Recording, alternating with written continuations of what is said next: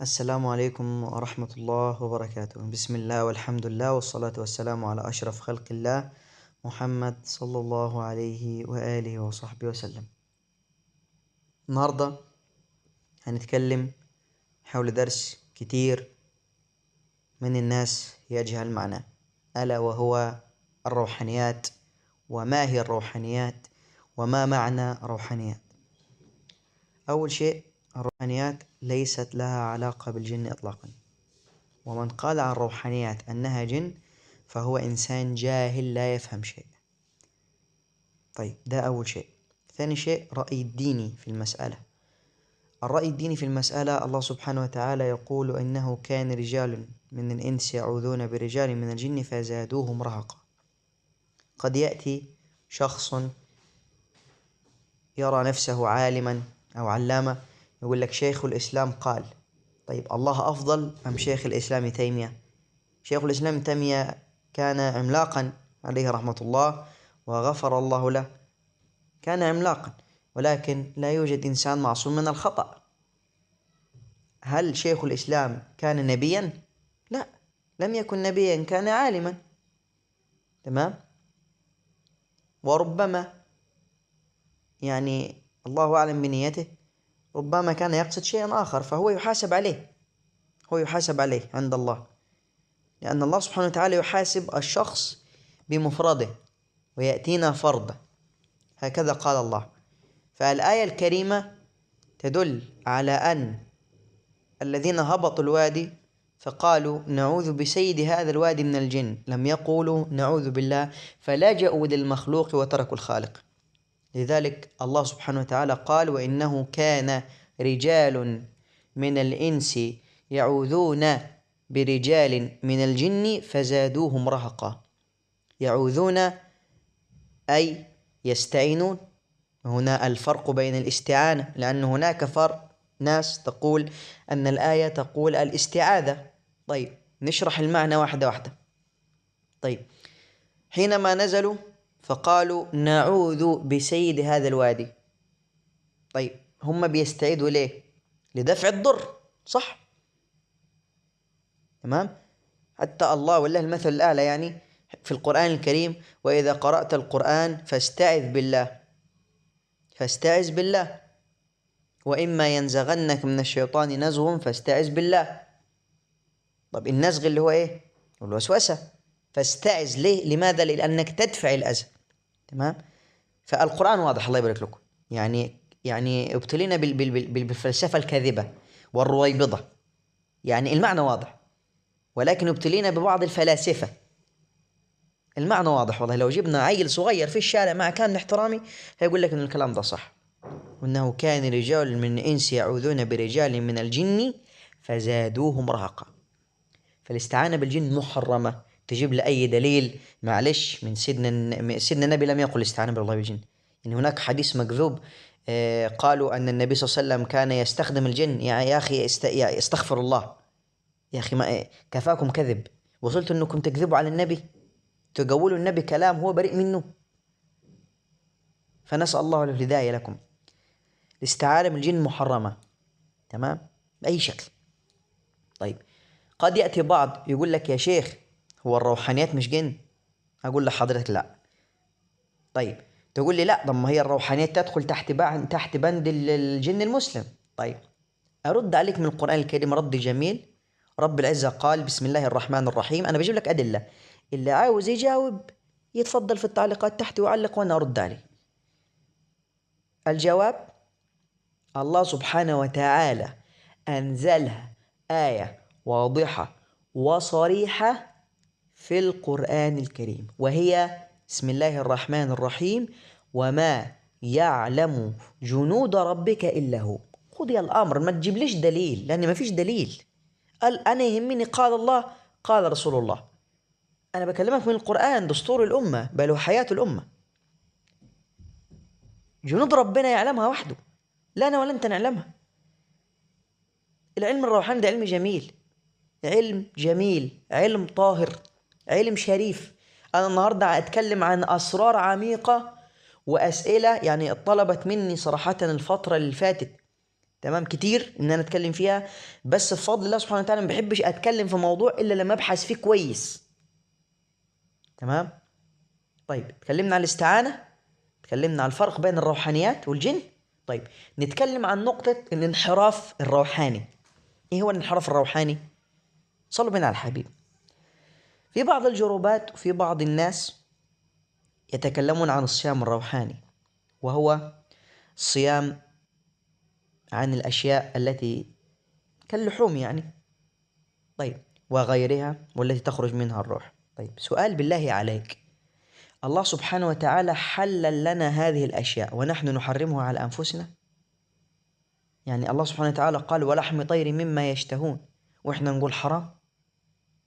إخواني كفاكم واتقوا الله، أقسم بالله العظيم ده كله شغل تدليس وكذب. ما فيش علاج غير القرآن الكريم، وما فيش علاج بالطلاسم والحاجات الفاضية دي، والله ما أنزل الله بها من سلطان. هلاك للنفس قبل هلاك أن يكون الجسد، والله هلاك للنفس قبل أن يكون هلاك للجسد. تمام. الصيام الروحاني الحقيقي لما تصوم عن الغيبة، عن النميمة، عن الكذب، عن الفسق، عن الفجور، عن النفاق، عن سب أعراض الناس، عن النظر إلى حاجات المشليك النساء وغيرها، تصوم عن الحاجات دي، ده الصيام الروحاني الصح.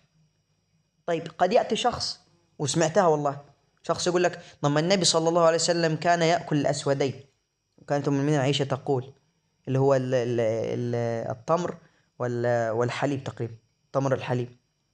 تمام، لا أذكر الحديث يعني فيما معناه. تمام. طيب أقول لك سيدنا النبي صلى الله عليه وسلم صلى عليه ما أكلش والله اللي حضرتك بتقول عليه اللي هي الطيور والكلام ده، لا، النبي صلى الله عليه وسلم ده كل التمر والحليب. تمام. وتقريبا يعني في رواية تقول أن يعني أنا أذكر الحديث والله. تمام. التمر والشعير. تمام. طيب اشمعنى النبي صلى الله عليه وسلم هو يعني ده أمر يعني سبحان الله لا يعلمه إلا الله، أمر لا يعلمه إلا الله. تمام. بس تنقية النفس تعتمد على الحاجات اللي اتكلمنا عليها، تنقية النفس تعتمد على الحاجات اللي اتكلمنا عليها. تمام. تمام يا إخواني حبيب الحبيب صلى الله عليه وسلم. فالصيام الروحاني الحقيقي هو تهذيب النفس، بل وتواضع النفس مع الخالق جل وعلا، لأنه كلما اقتربت من الله اقترب الله منك. تمام.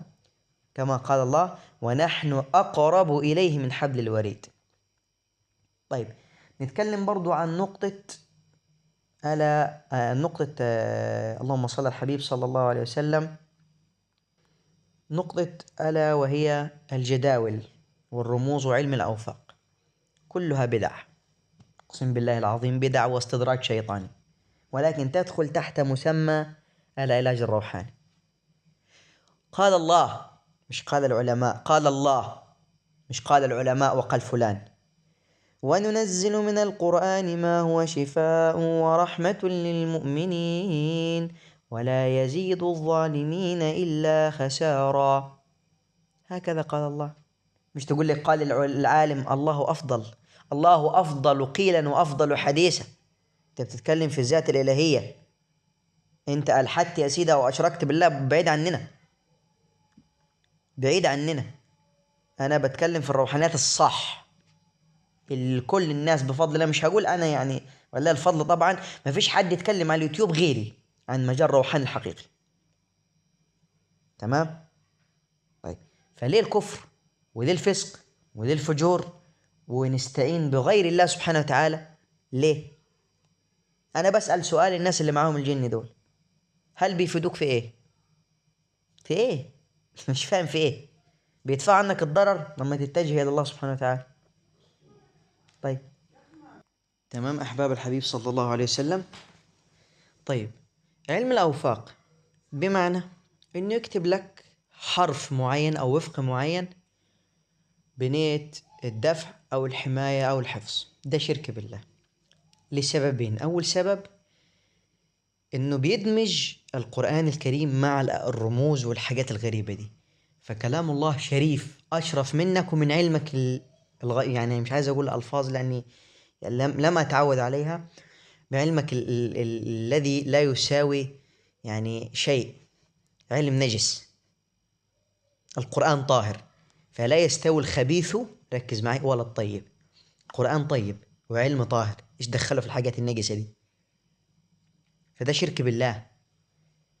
اقسم بالله العظيم انا تكلمت يعني لما جبت اخري، بشوف وناس نسوا الله فانساهم انفسهم فعلا، فزين لهم الشيطان اعمالهم، والله فعلا ينطبق فيهم الايه الكريمه، فزين لهم الشيطان اعمالهم فصدهم عن السبيل وكانوا مستبصرين.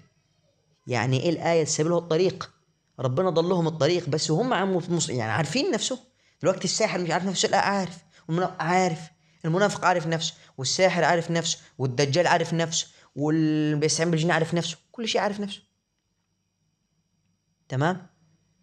طيب نتكلم عن برضو ايه، نقطة معينة، اللي يقول لك اسم الأم. اسم الأم مع كامل احترام لو جبت لي دليل من هنا للسنة الجاية اسم الأم اللي بطلبه من الآخر يخش على قرينك، وده ليست من صفات الروحانيين.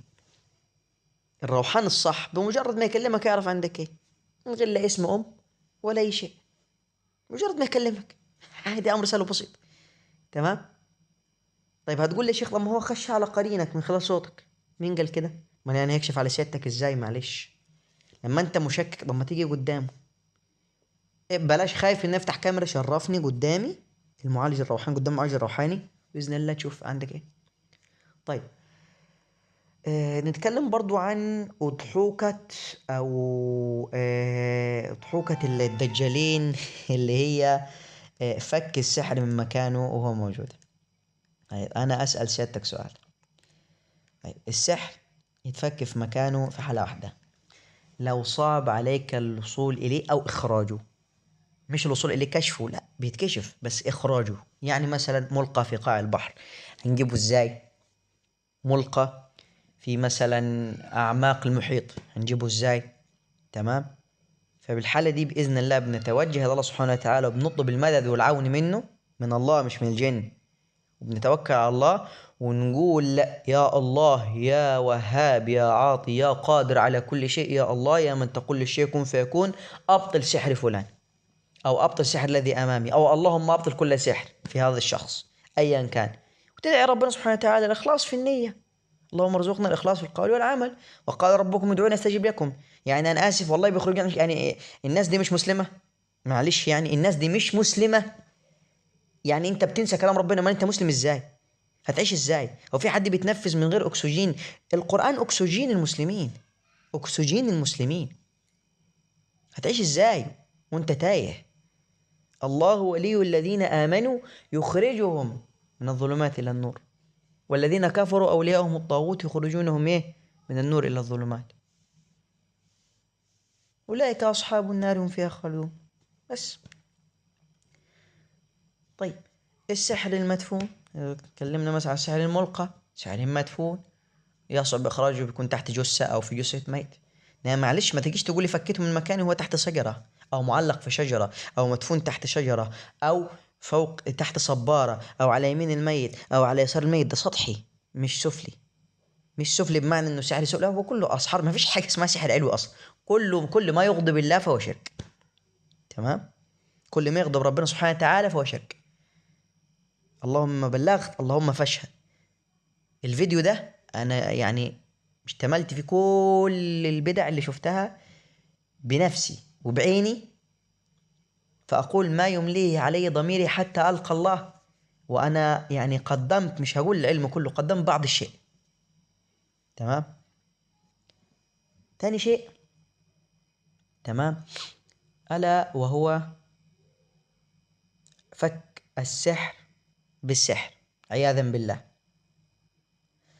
اقول بالله تعالى التوفيق، كم من امرأة معذرة فقدت شرفها بسبب هذه الأشياء، وكم من رجل قتل زوجته بسبب هذه الأشياء.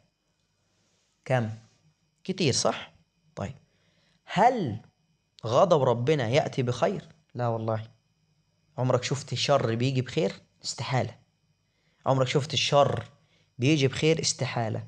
بكررها ثاني، عمرك شفت الشر بيجي بخير؟ استحالة. عمرك شفت حرامي بيسرق بيتهنى بماله؟ بيتهناش بيه والله. وإن تهنأ في الدنيا فله عذاب يوم القيامة في الآخرة. وأمم سنمتعهم ثم يمسهم منا عذاب أليم.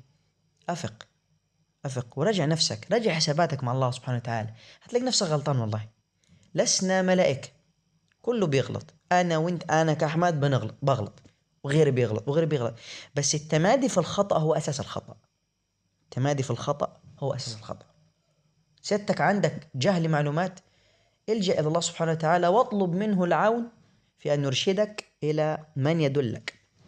اللهم دلنا على من يدلنا عليك يا رب. اللهم دلنا على من يدلنا عليك يا الله.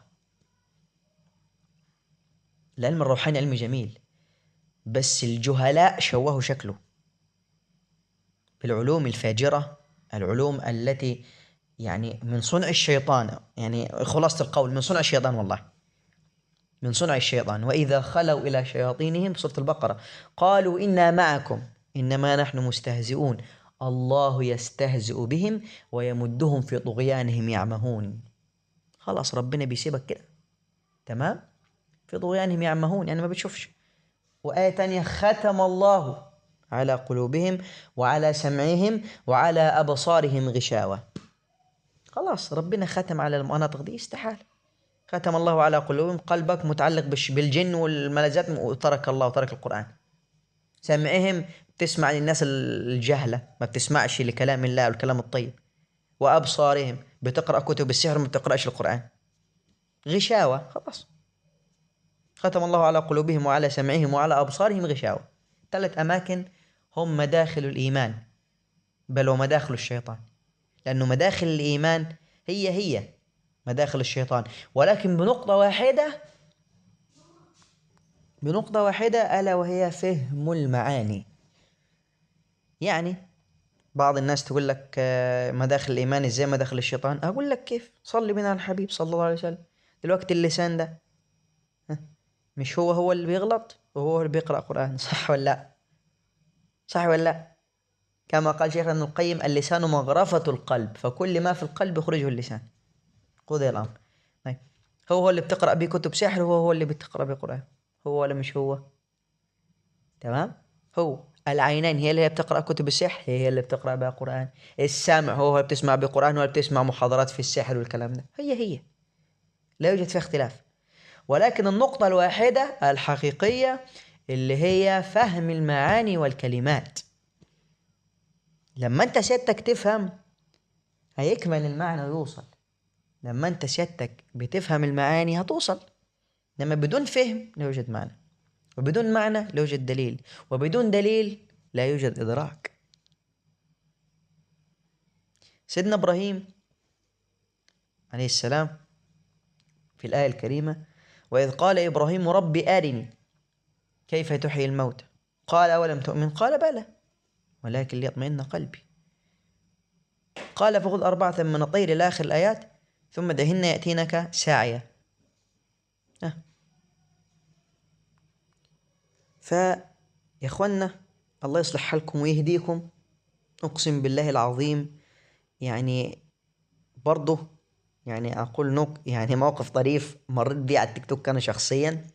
كان في واحد من يعني فلاسفة العصر، أو ما يقال المعالج الروحاني ده اللي هو الخطأ أصلا، هو مش عارف يعني إيه شغله أصلا أو إيه روحاني. كلمته حالة، فالحالة عندها سحر مدفون فعلا، فبيقول لها أنت عندك سحر مدفون في سطح القمر، يعني الدفن كده في القمر والدفن. طيب أنا أسألك سؤال يعني معلش، طيب الست دي لما تعوز تخرج السحر تخرجه إزاي؟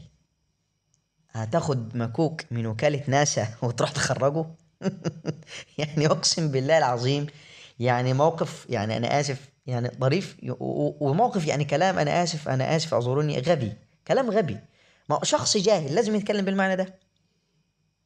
يعني عشان تفك السحر تاخد مكوك من وكالة ناسا وتطلع القمر تفك وتجي؟ غباء واستدراج شيطاني وعقل شيطاني ممتلئ بأفكار الشياطين. ما هو شيطان، هي كده يتكلم زي الشياطين.